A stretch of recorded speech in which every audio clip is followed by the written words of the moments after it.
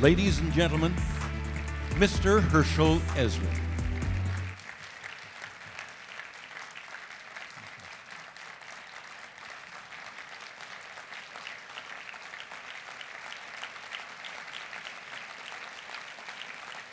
Thank you. Thank you very much.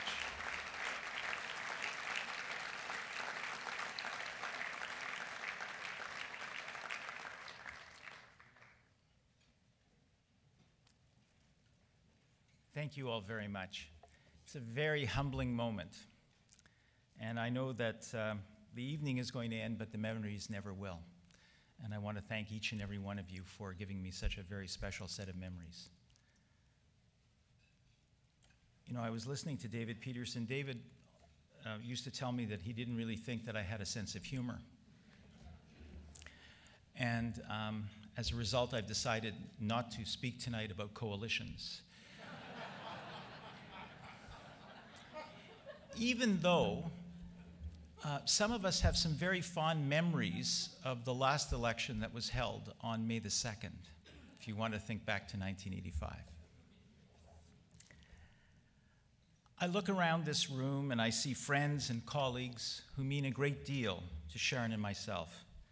And I gratefully acknowledge those among you who have taught me so much by example, who have tolerated my mistakes and kept encouraging me to do better. Thank you for sharing this special time with us and with my family.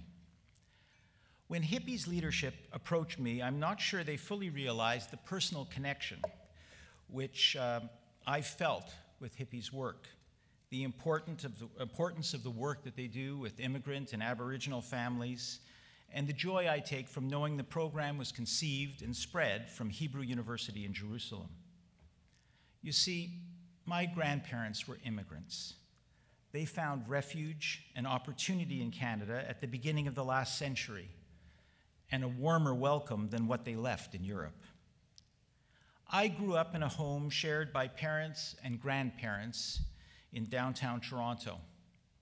In our neighborhood, I was introduced to different forms of multiculturalism.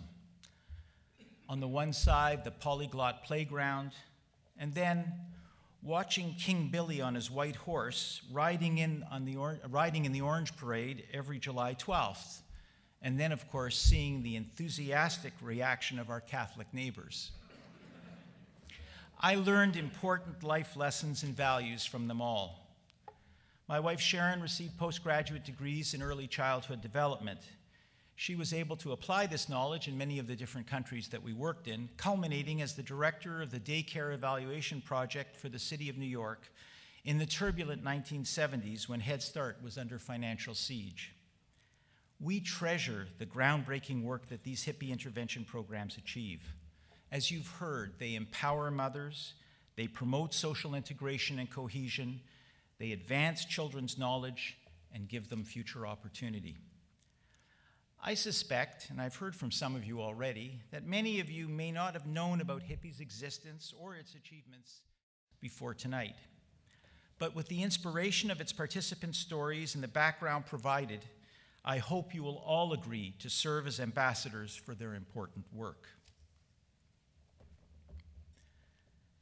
In a recent sermon, Rabbi Yael Splansky of Holy Blossom Temple reflected on the difference between secular and Jewish New Year's greetings. Well, have a Happy New Year is pretty self-explanatory. But in the Jewish tradition, the solemn celebrations are linked closely to making a difference, performing meaningful tasks, applying oneself. She got me thinking about my good fortune in being able to combine my passions for politics and the public interest with the types of work I have performed. Whether it was representing Canada in different countries, the challenges I faced in building or expanding businesses, or in being involved at special moments of Canadian history, each experience taught me valuable lessons and has shaped the way I look at the world.